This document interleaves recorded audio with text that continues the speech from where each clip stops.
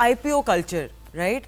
Which is initial public offering, जब एक company अपनी certain equity का portion public listed करती है और shares के exchange में वो लोगों से पैसे जमा करती है जिसको वो बाद में as liquidity use कर सकती है for capital expenditure, right?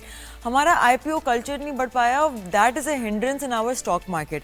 इतनी हमारी successful companies हैं, जैसे कि आप textile sector में ये खाड़ी, sapphire, इन सब को देख लें, आप ग्रोसरी साइड पे आप इम्तियाज़, एमीज़, इन सब को देख लें, आप कॉस्मेटिक साइड पे आपके इतने हैं, स्किन केयर में इतने हैं, लेकिन ये लोग IPOs की तरफ नहीं आते एक्चुअली बिकॉज इनको पता भी नहीं है कि एक ऑप्शन है. तो can FPCCI do something to encourage IPO culture Pakistan में, ताकि एक तो सबका फ़ायदा होगा ना उस चीज़ में. बजट जब बनाने लगते हैं ना तो ये हमसे प्रपोजल मांगते हैं कि आप अपनी प्रपोजल भेजें.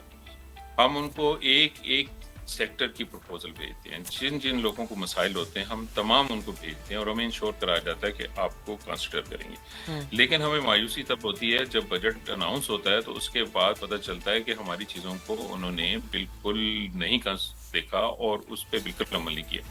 तो देखिए, सबसे पहला तो मायूसी का आंसर यहीं आ जाता है कि अगर आप हमसे पॉलिसीज लेते हैं तो कम से कम हमें बताएं तो सही कि इस चीज़ में आपका ये मसला था, हम इसको हल नहीं कर सकते, आप दूसरी को तजवीज़ दें.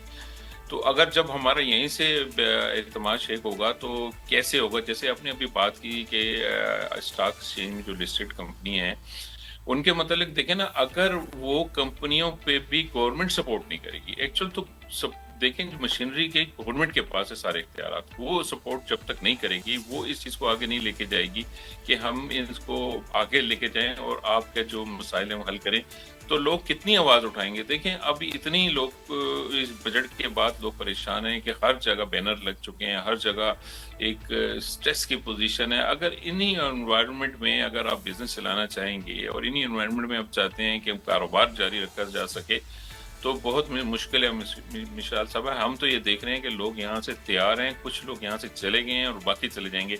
और एक दफ़ा यहाँ से मुल्क से फ्लाइट ऑफ कैपिटल हो गया तो दोबारा वापसी बहुत मुश्किल होती है क्योंकि वहाँ सेटल हो जाता है. तो जितनी चीज़ें आपने भी कही और जितनी चीज़ें मैंने आपको बताई हैं, इन सब का एक ही सोल्यूशन है कि वो हमारे साथ बैठें और बैठ के एक पॉलिसीज बनाएं, ताजरों के साथ बैठें. और हम एपेक्स बॉडी है FPCCI, हमारे तमाम चैम्बर हैं, उनके साथ के एक ऐसी पॉलिसीज बनाते हैं. हम आपको मुल्क लेकिन कोई हमारे पास आए, हमारे से तजवीज़ लें, हमें कैसे आगे चलना है, इंडस्ट्री कैसे चलनी है. अनएम्प्लॉयमेंट का इस वक्त तूफान है, आप यकीन करें कि इतना बुरा हाल है, लोगों के पास जॉब्स नहीं है. उसके बाद पॉवर्टी रेट देखें आप, 45% से बिलो चला गया है. तो आप किस तरफ जा रहे हैं? क्या पूरे मुल्क को इस लेवल पे लेके आना है कि सारी गरीब हो जाए, कुछ चांदों का अमीर रहे? तो अगर आपने इंडस्ट्री चलानी है, आपने एक सॉलिड सोल्यूशन की तरफ आना है, तो मैं आपसे आपके चैनल के तवज्जो से रिक्वेस्ट करता हूँ कि आप हमारे साथ बैठ के एक ऐसी पॉलिसीज हम बनाते हैं जो कि तमाम इंडस्ट्री के लिए, तमाम मुल्क के लिए फायदेमंद भी हो, एक्सेप्टेबल भी हो.